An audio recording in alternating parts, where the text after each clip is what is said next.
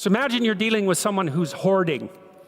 Now, people who are hoarding are often older or neurologically damaged, or they have obsessive compulsive disorder. But then you walk into their house and there's like 10,000 things in their house.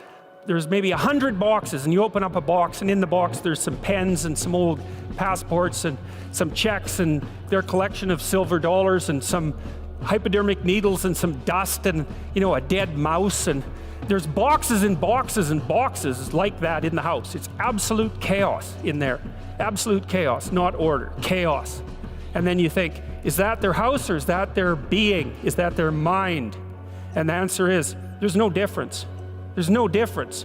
So, you know, I could say, well, if you want to organize your psyche, you could start by organizing your room. If that would be easier, because maybe you're a more concrete person and you need something concrete to do. So you go clean up under your bed, and you make your bed, and you organize the papers on your desk, and you think, well, just exactly what are you organizing? Are you organizing the objective world, or are you organizing your field of being, like your field of total experience? And Jung believed that, and I think there's a Buddhist doctrine that's sort of nested in there, that at the highest level of psychological integration, there's no difference between you and what you experience. Now you think, well, I can't control everything I experience, but that's no objection, because you can't control yourself anyway. So the mere fact that you can't extend control over everything you experience is no argument against the idea that you should still treat that as an extension of yourself. Well, let's say you have a long-standing feud with your brother. Well, is that a psychological problem? Is that him? Is it a problem in the objective world, or is it a problem in your field of being? And it's very useful to think that way, because you might ask, what could you do to improve yourself? Well, let's step one step backwards. The first question might be, why should you even bother improving yourself? And I think the answer to that is something like, so you don't suffer any more stupidly than you have to. And maybe so others don't have to either. It's something like that. You know, like there's a real injunction at the bottom of it. It's not some casual self-help doctrine. It's that if you don't organize yourself properly, you'll pay for it, and in a big way, and so will the people around you. And you could say, well, I don't care about that, but that's actually not true. You actually do care about that, because if you're in pain, you will care about it. And so you do care about it, even if it's just that negative way. It's very rare that you can find someone who's in excruciating pain who would ever say, well, it would be no better if I was out of this. Sort of pain is one of those things that brings the idea that it would be better if it didn't exist along with it. It's incontrovertible. So you get your act together so that there isn't any more stupid pain around you than necessary. Well, so then the question might be, well, how would you go about getting your act together? And the answer to that, and this is a phenomenological idea too, it's something like, look around for something that bothers you and see if you can fix it. You can do this in a room. It's quite fun to do it just when you're sitting in a room, like a room, maybe your bedroom. You can sit there and just sort of meditate on it and think, okay, if I wanted to spend 10 minutes making this room better, what would I have to do? And you have to ask yourself that, right? It's not a command, it's like a genuine question.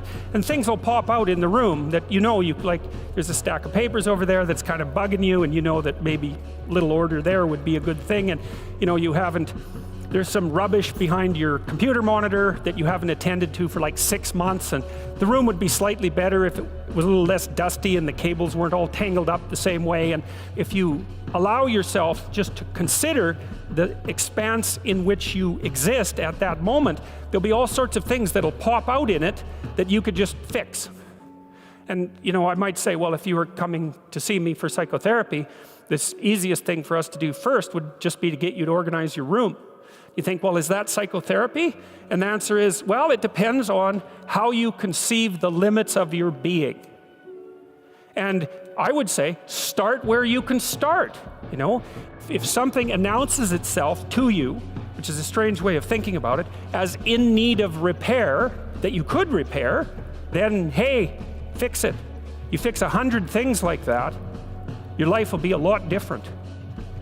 Now, I often tell people too, fix the things you repeat every day, because people tend to think of those as trivial, right? You get up, you brush your teeth, you have your breakfast, you know, you have your routines that you go through every day. Well, those probably constitute 50% of your life. And people think, well, they're mundane, I don't need to pay attention to them. It's like, no, that's exactly wrong. The things you do every day, those are the most important things you do. Hands down. All you have to do is do the arithmetic. You figure it out right away.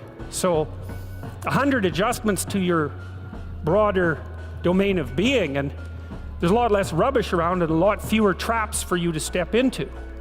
And so once you've got your mind and your emotions together, and once you're acting that out, then you can extend what you're willing to consider yourself and start fixing up the things that are part of your broader extent. It's a very interesting thing to do.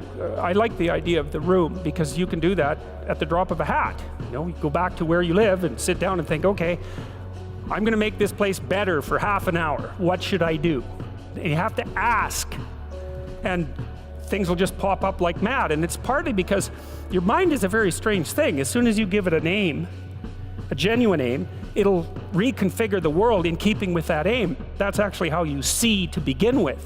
And so if you set it a task, especially, you have to be genuine about it, which is why you have to bring your thoughts and emotions together, and then you have to get them in your body so you're acting consistently. You have to be genuine about the aim, but once you aim, the world will reconfigure itself around that aim, which is very strange. And it's technically true.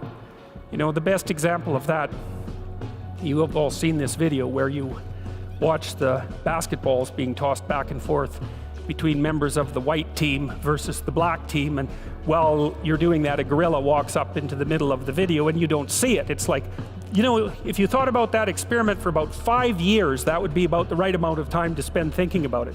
Because what it shows you is that you see what you aim at. And that, man, if you can get one thing through your head as a consequence of even being in university, that would be a good one. You see what you aim at. And so because one inference you might draw from that is, be careful what you aim at, right? What you aim at determines the way the world manifests itself to you. And so if the world is manifesting itself in a very negative way, one thing to ask is, are you aiming at the right thing? Now, I'm not trying to reduce everybody's problems to an improper aim. People get cut off at the knees for all sorts of reasons. They get sick, they have accidents. There's a random element to being, that's for sure. And so you don't want to take anything, even that particular phrase, too far. You want to bind it with the fact that random things do happen to people, but it's still a great thing to ask.